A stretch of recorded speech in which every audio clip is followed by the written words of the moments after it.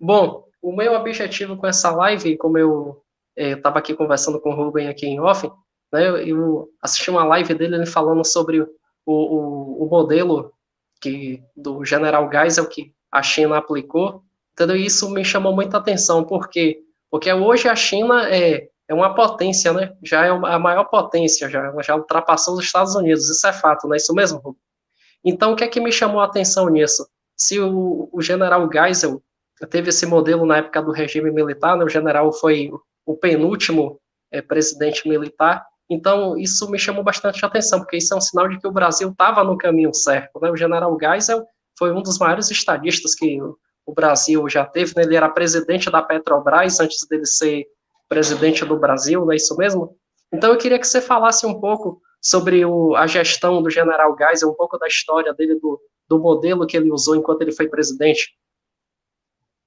Bem, o Geisel é o primeiro que vem de longa data, né? O Geisel é um militar legalista que lutou em 1932 ao lado de Vargas, de Getúlio Vargas, legalista, ao lado da União, sempre da União, quando São Paulo tentou, em 9 de julho de 32, fazer aquela história lá do separatismo. E tem muita gente que fala assim, a luta de São Paulo, mentira, a luta não, aquilo é para se envergonhar.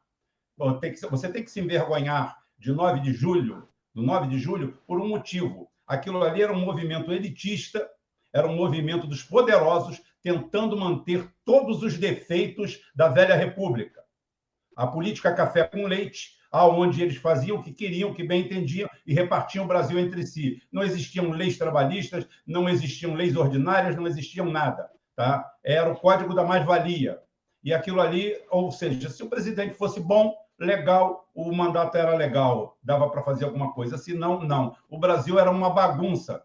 E ele começa a se estruturar ali. E o pessoal queria continuar na bagunça. Então, o movimento de 32 é legalista. E Geisel era um dos militares, na época, se não me engano, coronel, né? Participou disso aí ativamente, como Arthur da Costa e Silva também. Todos eles participaram disso daí do lado legalista. Bem, vindo pela história, em 64 tivemos um golpe militar aqui no Brasil, que teoricamente seria de um ano, e se estendeu. E acontece que, em 68, há o golpe dentro do golpe. Isso daí já é história. Os historiadores que se dedicam a isso tentam ocultar, tá? Só dizer, canal Maro Silva, a China é a maior economia do mundo pelo PIB per capita, PPC, que é o que conta, é o poder de compra que seu povo tem, a capacidade que tem. O PIB nominal é que ela é a segunda, o PIB per capita ela é a primeira já, desde 2018, se não me engano. É o PIB per capita. É a transformação do valor em dólar para a sua moeda nativa e o poder de compra que ela tem dentro do seu território. Pelo PPC, ela já é a maior economia do mundo desde 2018. A nominal, talvez, em 2025. A progressão está levando para isso. É essa diferença que tem sobre maior ou não, ou segunda economia do mundo. Só isso aí, só esse interregno. Então é o seguinte, os historiadores viram as costas para um fato que existia um golpe dentro do golpe. Que em 68, o AI-5, 13 de dezembro, se não me engano, de 68, de cabeça, não estou lembrando aqui, tá? Os militares que entraram com um viés totalmente diferente do golpe de 64. O golpe de 64 é um preâmbulo do neoliberalismo. Tá? É uma entrega, é umas pernas abertas, todo mundo oba, oba, oba, oba. 68, Arthur da Costa e Silva entra. O governo dele é curto, porque ele estava doente, veio a falecer. Antes disso, assume Emílio Garrastazu Médici, também da mesma linha, tá? Do Geisel, todos dois legalistas, de 32, do Estado Novo. E não é difícil dizer que eles vieram com o ideário do Estado Novo, porque, na realidade, de 68 a 78, nós temos um Estado novo no Brasil, que é o AI-5, que eu via enquanto militante, enquanto cego político, eu via aquilo ali, né? Como a obra do Satanás, e não era nada disso. Era a salvaguarda do Brasil grande. Quando ela cede, o Brasil começa a ceder junto, começa a romper junto, começa a cair junto, porque os 10 anos de governo dos três gaúchos, foram 10 anos só, 68 a 78, é o período de pujança do Brasil. Ou seja, Embraer, Embrapa, Nuclebras, tudo isso que você está vendo aí. O Geisel, se você quiser dar um pedido para o Geisel, você pode chamar ele de Mr. Volt.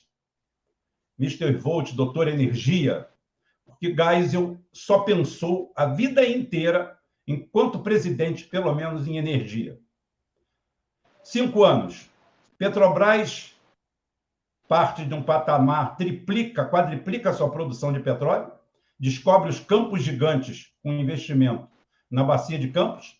O primeiro campo descoberto é em 74, na transição.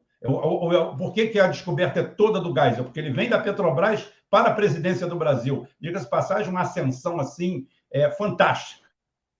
Parece que seria dentro de um, vamos dizer, de um projeto de governo, de governança, porque os idiotas estão com um comunista enterrado em algum orifício, que eu não sei onde está, tá?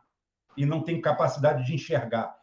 Método de governança, você poderia ver assim que Petrobras, o cara saiu da Petrobras para ser presidente do Brasil, tá? Porque o cara acabou de gerenciar a maior empresa da América Latina. Hoje nós temos bonecos lá, que satisfazem o mercado e são trocados a cada 3 meses, porque Bolsonaro é um homem sem fibra, sem peito, sem disposição para chegar lá e falar assim, rasguei o PPI e acabou. Não é fazer essa farsa do ICMS, não. Isso é uma farsa. Essa queda da gasolina é uma farsa. E o grande problema do Brasil é o PPI, que é estrutural. Quando ele entrou, a gasolina estava a 4,75 com ICMS completo. Agora, com redução de ICMS, está batendo R$6.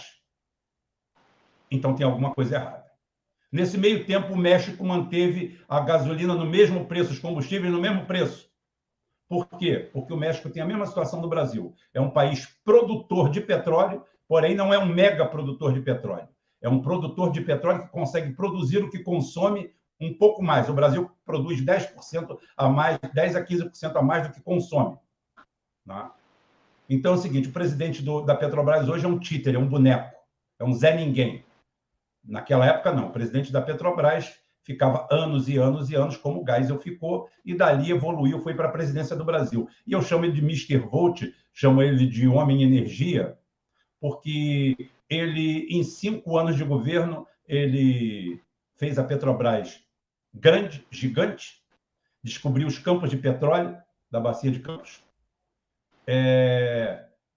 fez a Nuclebras, criou Angra 1, Angra 2, fez Itaipu Binacional e implementou o pró-álcool.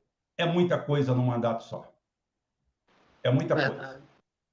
E entregou o Brasil com 36% do PIB industrial. Hoje é 8%. Hoje é 8%. Então, essa é a diferença. Eles falavam na época que eles estavam fazendo o bolo crescer para dividir, e ninguém acreditou. E parecia realmente, eu na época falava, tá bom, a gente vai fazer o bolo crescer e nunca a gente vai comer o bolo. Mas a China fez esse bolo crescer.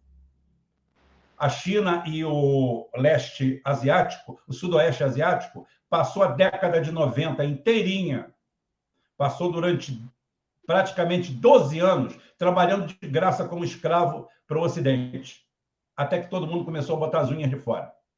O Ocidente foi todo mundo aplicar na Bolsa, foi fazer day trade, e o Oriente foi botar a mão no trabalho e fazer. Hoje, quando você fala em produção, o Ocidente não produz mais nada, ninguém quer produzir mais nada. O que a gente produz são crianças de 40 anos vivendo na casa dos pais e nada produzindo, porque o Ocidente parou de produzir. A Europa hoje é o retrato acabado do fracasso de uma gestão, um modelo de gestão que não deu certo. A prova está aí que na primeira estrangulada que a Rússia deu, está todo mundo caindo em sequência. Tá? Um caos mundial e os Estados Unidos do outro lado fazendo o que sempre fizeram, traindo os parceiros. Tá? Você é meu parceiro, vamos fazer um embargo com a Rússia, vamos embora. Entrou todo mundo de cabeça, menos os Estados Unidos, que continuou. O que os Estados Unidos fez foi lá na Venezuela acabar com o mandato de brincadeira do Guaidó e ir lá conversar com o Maduro para conversar sobre petróleo. Enquanto isso, está chegando para os alemães, para os europeus, e falar assim, ó, segura a onda aí, passem frio, se ferrem, tá? Que a gente vai ganhar essa daí. Mas eles mesmos foram lá salvar o deles. Resultado disso, 15% de queda do euro desde 24 de fevereiro, o dia que começa o ano. Esse ano começou dia 24 de fevereiro. Todo ano começa em algum dia que não seja 1º de janeiro. Isso aí é a conta. Tá? Então, é esse aí. O Geisel foi esse homem que fez isso aí. Tá? E quem falou que o modelo brasileiro foi usado na China, não fui eu, não. Foi o embaixador chinês. Uma reunião com o Brasil, uma reunião, chegou e falou assim, não tem segredo, nós adotamos o modelo que vocês usavam. Tá? Um modelo vertical, um modelo autocrático, não democrático, com um presidente eleito indiretamente por um conselho, aqui era o colégio eleitoral, tá? Era daquela forma ali, e a gente tinha um modelo vertical de gestão, extremamente nacionalista, virado para o conteúdo interno. O Brasil tinha um sistema protecionista muito grande, era proibido até a importação de veículos. Para você ter uma Mercedes, pelo status de ter uma Mercedes, você tinha que comprar ela de alguém que foi do corpo diplomático. Tinha até uma máfiazinha em torno disso. Coisa bobagem, coisa pequena, mas você queria ter uma Mercedes, ela tinha que ter mais de 5 anos de uso, tinha que ter a 4ª via, que eles chamavam, que era de carro importado. Você não tinha carro importado aqui. Isso atrasou o nosso parque industrial, atrasou. Tivemos carros mais atrasados? Tivemos. Mas isso daí já deu para mostrar que não é o principal para ninguém, porque isso é objeto de consumo, isso não é objeto de crescimento nem de riqueza. Automóvel é só status. Você ter o carro mais sofisticado do mundo só significa para a classe média alta, para quem está abonado, para aqueles 2% de funcionários públicos brasileiros que levam 25% do dinheiro do INPS, a Previdência Social brasileira, 2% levam 25%. Tá? E se você for para 5%, você já vai chegar em 40%. Ou seja, a turma que leva tudo e para o resto da patuleia, nada. Então, o que adianta você ter carro com 32 airbags, com controle disso, com controle daquilo, se o povo mesmo não tem acesso àquilo? É muito melhor ter Gordini, ver Maguete e todo mundo, pelo menos, sonhar em ter um carro. É diferente.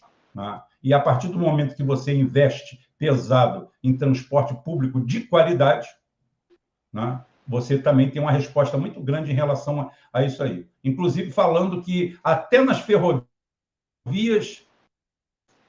os três gaúchos e o Geisel, principalmente Médici e Geisel, eles voltaram a investir em ferrovias. Porque o primeiro modelo, os primeiros 4 anos, realmente são predatórios. Houve controle da inflação? Houve, mas foi um modelo predatório.